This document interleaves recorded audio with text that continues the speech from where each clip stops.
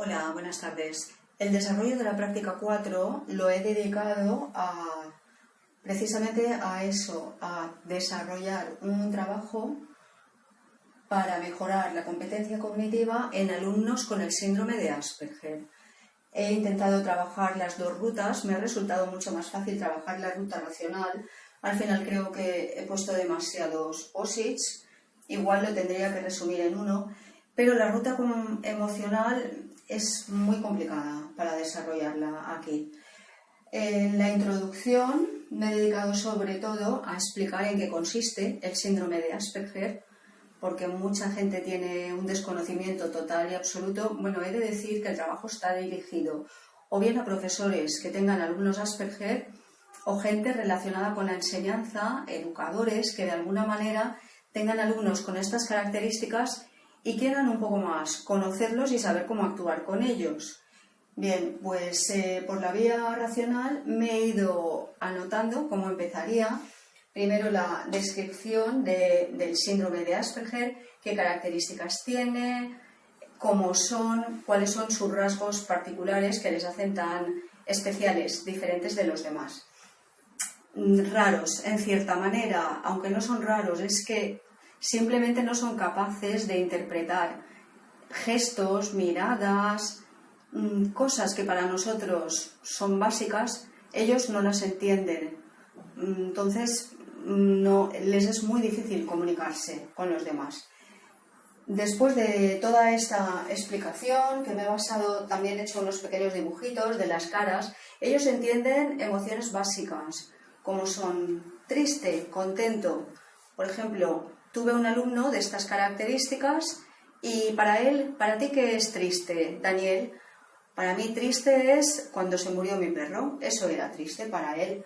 Contento, las misiones espaciales a Apolo, lo que le gustaba, las rutas, viajes espaciales a la Luna o a Apolo. Eso es lo que le hacía feliz o le entristecía.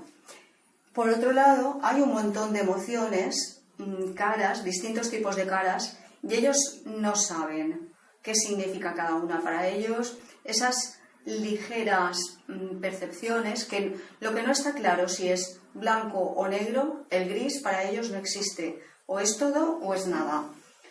Entonces eso, en primer lugar explicamos en qué consisten, qué rasgos le caracterizan, cómo son ellos, y intento compaginarlo con algunas anécdotas o sucesos que yo he vivido, que me han ocurrido a mí, trabajando como educadora y con alumnos con estas características. A partir de un conocimiento básico de este tipo de síndrome, que no es una enfermedad, es simplemente una manera distinta de pensar o de actuar en consecuencia de ese pensamiento, a partir de ahí diseñamos un programa de intervención psicopedagógica basado en la teoría de la mente y teorías cognitivas para ver de qué manera podemos modificar todo esto con los objetivos generales de mejorar sus relaciones interpersonales, de desarrollo de habilidades sociales tan importantes para ellos y de la mejora del lenguaje y de la comunicación en general, tanto la verbal como la no verbal.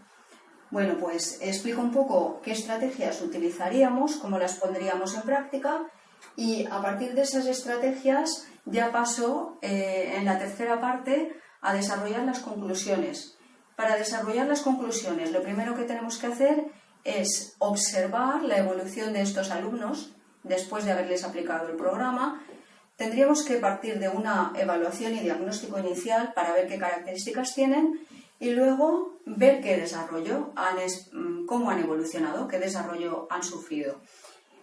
De ahí, lo más importante es observación y ver niveles de comunicación con los demás y a partir de esa observación, que debería ser en un contexto escolar o con compañeros de edades parecidas o con amigos, porque no vale que lo hagamos solo en un centro psicopedagógico. El alumno, si es pequeño, tiene que interactuar con iguales. Si es mayor, lo mismo. Tiene que estar en un ambiente en el que él esté cómodo para que todas estas estrategias que hemos previsto surtan efecto. De ahí, en función de cómo veamos que ha progresado, que ha evolucionado, qué cambios observamos, podemos continuar con estrategias parecidas, cambiar la estrategia, modificar cosas, simplemente.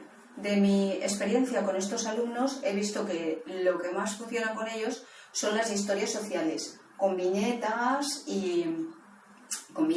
dibujitos, con cuentos como lo del patito feo que menciono ahí, situaciones en las que ellos se sientan identificados y que vean que son uno más, que pueden aprender o que pueden relacionarse con los demás a su manera, que poco a poco pueden ser iguales que los demás y que pueden conseguir las mismas metas y logros que cualquier otra persona. Básicamente eso es lo que he intentado. Gracias.